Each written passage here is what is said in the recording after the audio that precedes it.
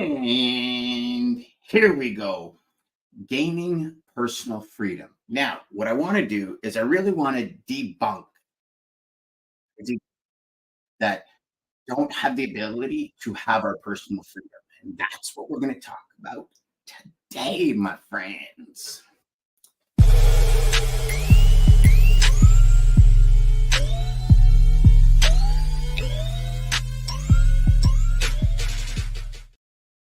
All right. So, where did this come from? Um, being the beginning of the year, seeing so many people and on social media, oh, this year we've already talked about debunking New Year's resolutions in an earlier podcast this week. But I wanted to talk to you about this idea of personal freedom, right?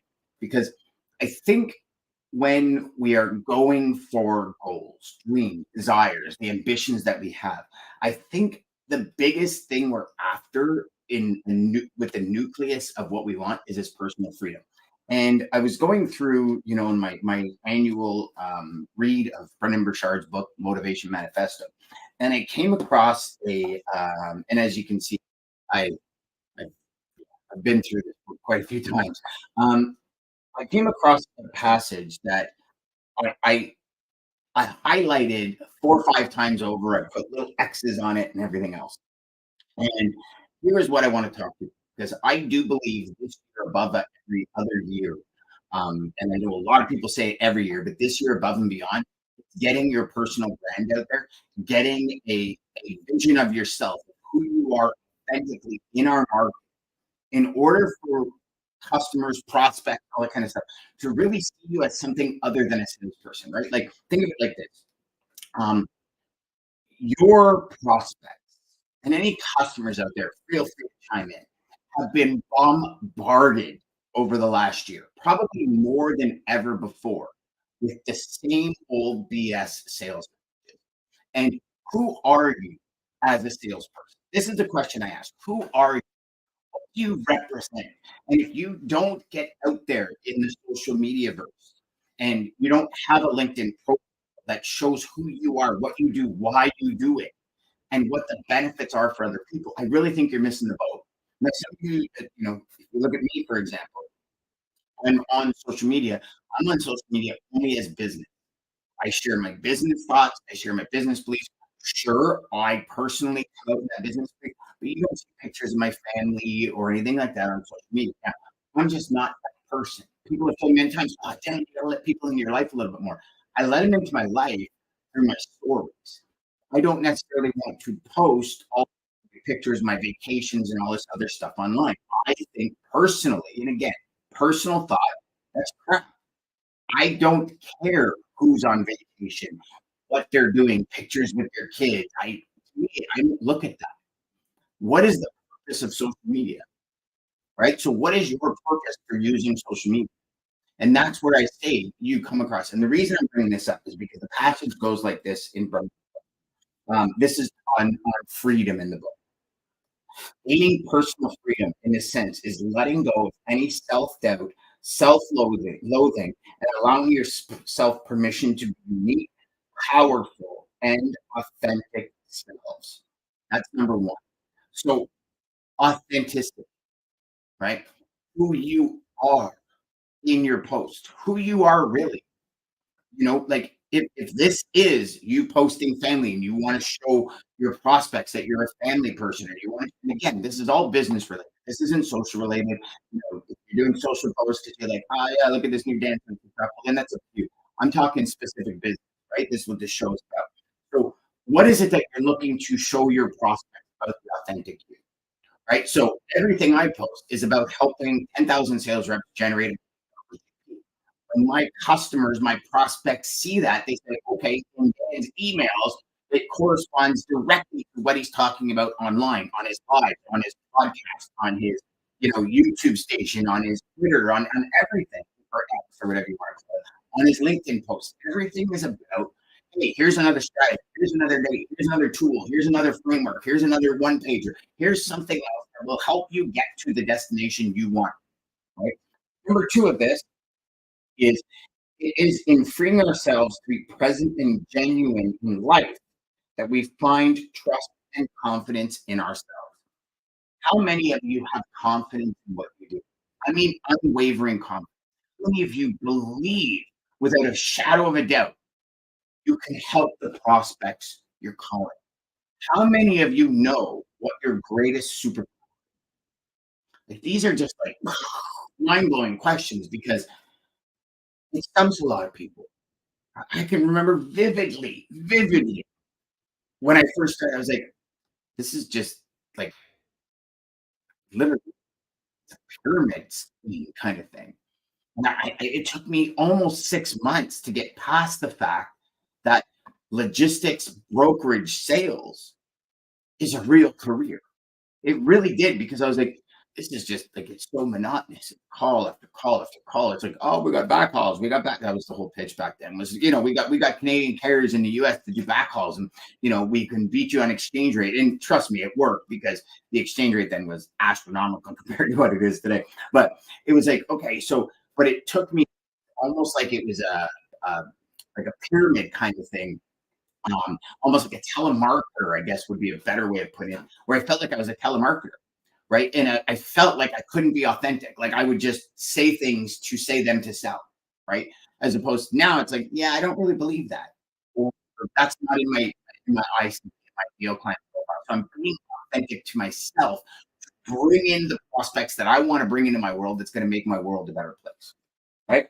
Number three, ourselves, that we have grow and master and realize our highest selves. So here is the third point of this one passage, right? So you can see, I mean, you can break this down into so many pieces of gold. Brendan, thank you so much for writing this book. But the one piece about that is that, our highest self. Here's my belief for you. You have 10 minimum 10 rungs above you you have not even come close to reaching. What are the systems? What are the routines? What are the desires and goals that are going to get you those 10 rungs above? That's what I want you to think about. Next, that we find authentic joy in our interactions and experiences in the world. So think about that. How many of you have authentic joy in your day routine? Like real joy. How many of you coming in? How many of you come into the office and love prospecting? How many of you come into the office and love meeting the challenges of the day, solving the world's problems in your world today? How many of you love that? So sit down and identify what you love about this industry, what you love about your day to day, and find more ways to do that. And I really hope prospecting is one of those things you love. If it isn't, learn to love it. Ryan said something to me a couple of weeks ago, actually, end of November, I think it was. And he said, Dan, we were talking about something. I said, I have to do this. I have to do this. And he said, Dan, what about changing wording to I'm so grateful that I can't do this. So I started shifting that verbiage that I say to myself all the time with saying, get to do this. You know what? Isn't it amazing? I get to wake up every day and prosper. I get to wake up every day and be in an industry that's consistent and changing. Which means I get to be creative. I get to create new ideas. I get to create new strategies. I get to test them.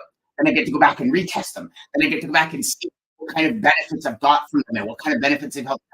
I can go in and I can say to a customer, okay, we're going to try this. And I can test it and see the benefits and then, okay, adopt it or switch it or change it or modify it. And I can go back and do it again. This for me is everything because in life, being creative is the number one thing that brings us joy, motivation, energy, and more desire is when we're creative. See, when we're lethargic, when we're not creative, when we don't have that ability in our lives to enjoy what we're doing, we become dull, we become bitter, we lose focus, procrastination kicks in.